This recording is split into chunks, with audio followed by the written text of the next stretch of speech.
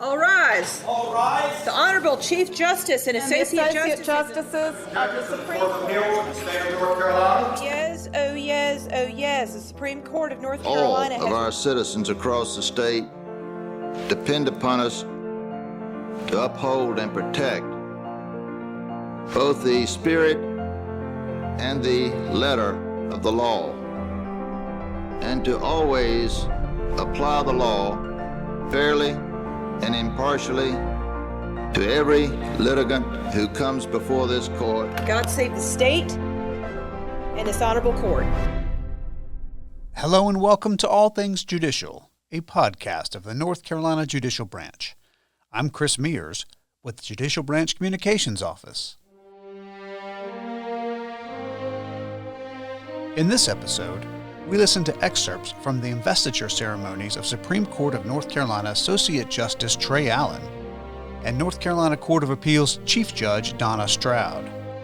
In our first segment, Chief Justice Paul Newby administers the oath of office to Associate Justice Allen, who then shares his thoughts on the important constitutional role of the Supreme Court. Chief Justice Newby speaks first in this segment.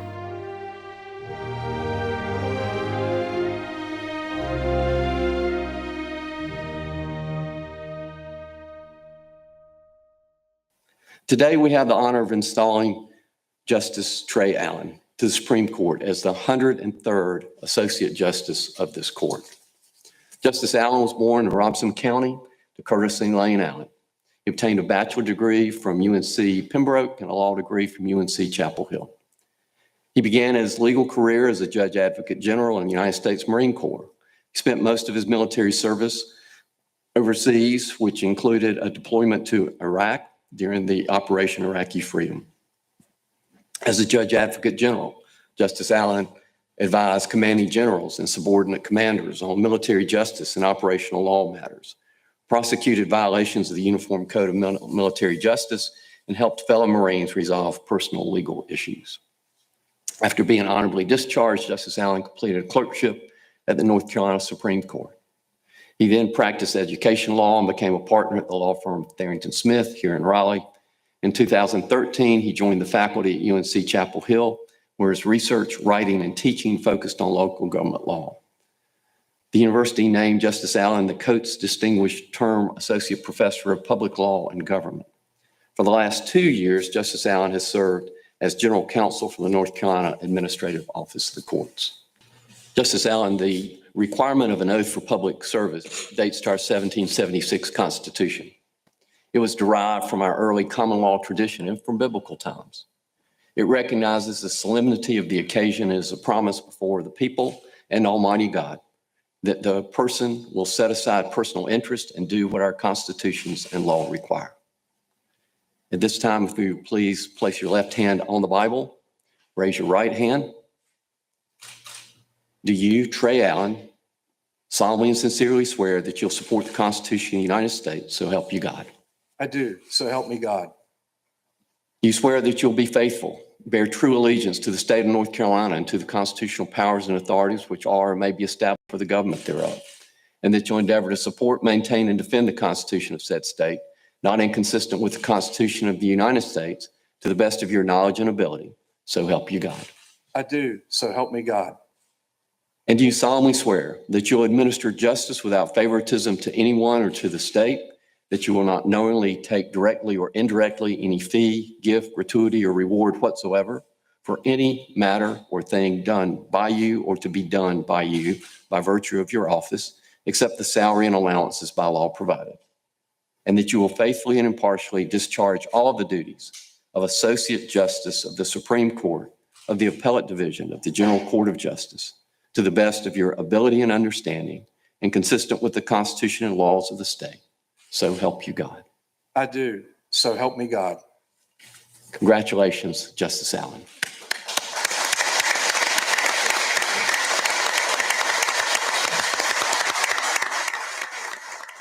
Chief Justice Newby and members of the court, distinguished guests, family, and friends. Article 1, Section 2 of the North Carolina Constitution declares, all government of right originates from the people is founded on their will only and is instituted solely for the good of the whole.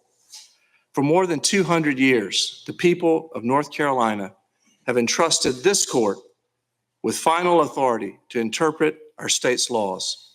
It is the honor of my life to join the ranks of this court's past and present members. I am grateful beyond words to my fellow citizens for this opportunity to serve. Before proceeding, I would like also to express my gratitude to Almighty God, the author of all good things. In the book of Galatians in the New Testament, St. Paul writes, "If anyone thinks he is something when he is nothing, he deceives himself." I could not have arrived at this moment without the support of more people than I can adequately thank in these brief remarks. Many, but certainly not all, of them have gathered in this building or in the state capitol. To everyone whose efforts made today a reality, I say, thank you. I will strive to be worthy of your faith in me. I would like to end with a few words, if I may, about the role of the courts in our constitutional system. In Federalist 78, Alexander Hamilton pointed out that, in terms of raw power, the judiciary is the weakest branch of government. The executive branch wields the sword of the community. The courts rely on it to enforce their judgments. The legislature possesses the power of the purse and writes the rules under which we all live. On the other hand, according to Hamilton, the judiciary has neither force nor will, but merely judgment. Hamilton's observations about the relative weakness of the judiciary lead me to ask on what the authority of the courts ultimately rests. Put differently, why do the other branches of government, why does the public at large honor our judgments? It seems to me that in the final analysis, the willingness of our society to abide by judicial decisions flows from people's confidence in the impartiality and fairness of our courts. In general, we trust judges to decide cases based on the law and the facts, not the judge's personal views. We trust judges to apply the law the same way in similar cases, to judge persons based on what they have done and not who they are or whom they know. And, as required by Article 1, Section 18 of our state constitution, to administer right and justice without favor, denial, or delay. For as long as I am privileged to serve on this court, I will do my utmost to live up to these high expectations. Thank you.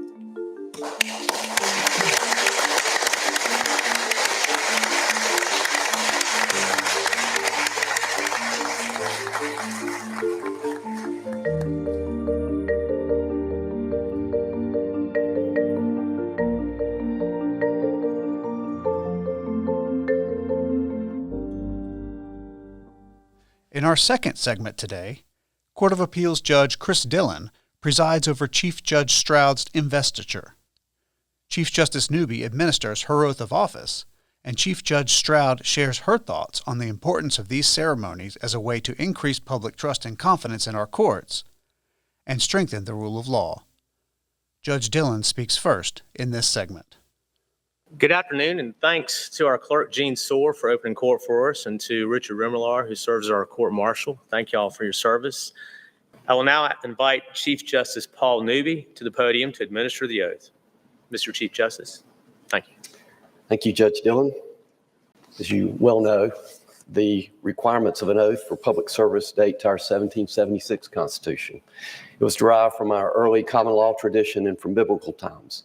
It recognizes the solemnity of this occasion and is a promise before the people, as represented by those in attendance today, and also Almighty God, that you will set aside your personal interest and do what our Constitution and laws require. At this time, if you would place your left hand on the Bible and raise your right hand.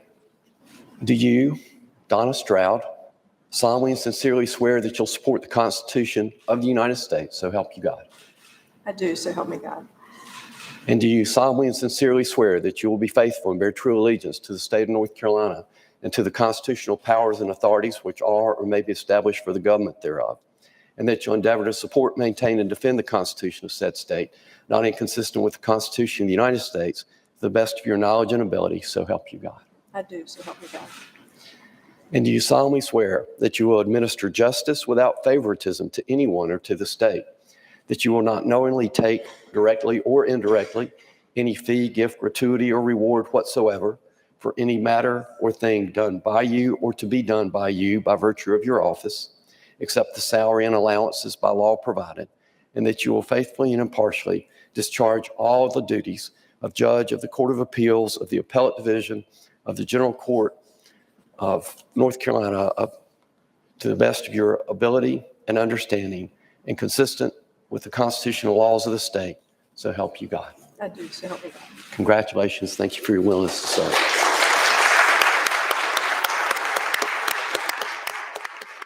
First, thank you so much to all of you for coming today. Everyone here in this courtroom and at the Capitol across the street. I'm so honored by the presence of each and every one of you. We've not had an in-person investiture ceremony here since January of 2019 because of the COVID pandemic. And the opportunity to have you come here to our court to gather again here is one of the reasons I decided to have this ceremony. I first joined the Court of Appeals in January of 2007, 16 years ago. And when I was sworn in the first time at this court, I was honored to have Chief Justice Newby, then the newest justice on our Supreme Court, deliver my introduction as part of the ceremony. I am even more honored and humbled today for him to administer my oath again, and now as Chief Justice of the Supreme Court. I've been blessed to work with him over the years in his mission to help our judicial system do all that we can to make sure that justice is administered without favor, denial, or delay. His goal and mine is to help our judicial system provide equal justice for all and to earn the public trust and confidence in our courts. And I also thank our former Chief Justice, Mark Martin, for his support and advice over many years and for coming here today to do my introduction.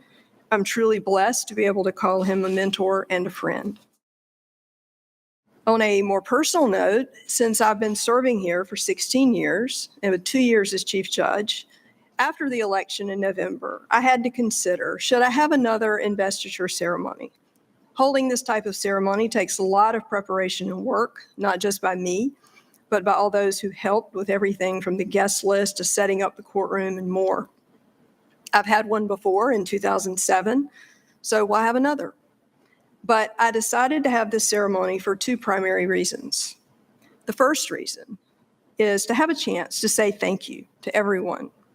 There is simply no way to adequately thank all those who helped me over the last 2 years of the election process or since 2007 here at the court, but this does give me a chance to try. And there are too many people to thank to mention each of them specifically, although I wish I could. The second reason to have this investiture is to bring us together and to give people a chance to learn a little bit about our courts. I believe when people learn more about our judicial system, this knowledge helps increase public trust and confidence in our courts, and that strengthens the rule of law. Now, how much can someone learn from this short ceremony? Well, former Chief Justice Mark Martin, now a law school dean, and Chief Justice Newby, also a law professor, could teach us plenty. They could have a lecture perhaps on the judicial system, on the North Carolina Constitution here today. That would be great, but we don't have time for that. But in this ceremony, we do have a chance to highlight some of the important elements of our system of government as established by our Constitution. I'm honored to have guests here from all three branches of government and from both the state and federal levels.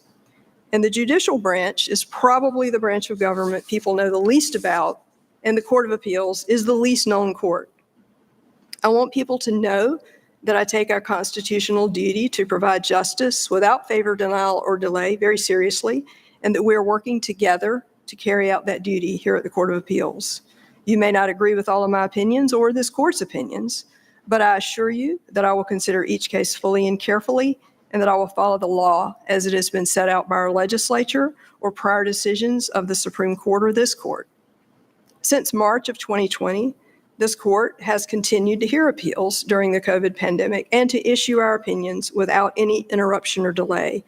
And we returned to in-person arguments here in early 2021, and we still offer remote arguments to those who need the option. So we've improved our services by that.